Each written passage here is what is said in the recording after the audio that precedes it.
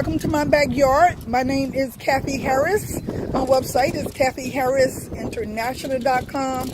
Our organic food movement website is virtualorganicgardenclubs.com. So today we would like to talk a little more about fertilizers.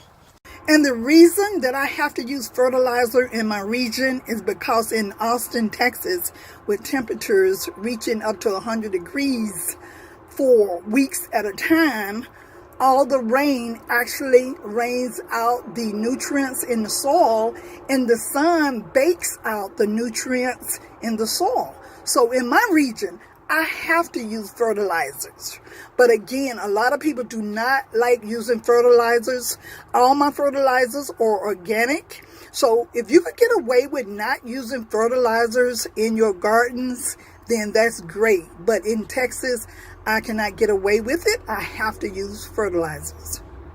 If you could get away with that, that's fine. If you can't, you need to go ahead and figure out which fertilizers are popular in your particular region. I actually use the Happy Frog tomato and vegetables. So every 2 weeks, I actually put that out in my garden.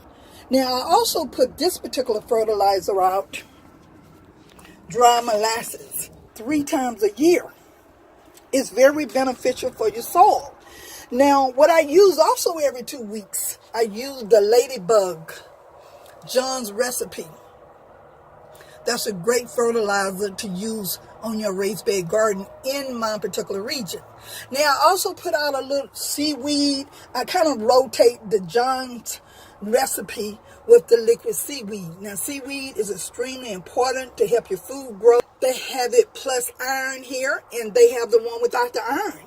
So during the wintertime, when I woke up one day, all my food was laying on the ground. So what I did was I bought out the big guns, and the big guns are the liquid seaweed. So I put out seaweed for 3 to 4 days, and after that, my food started to stand up again.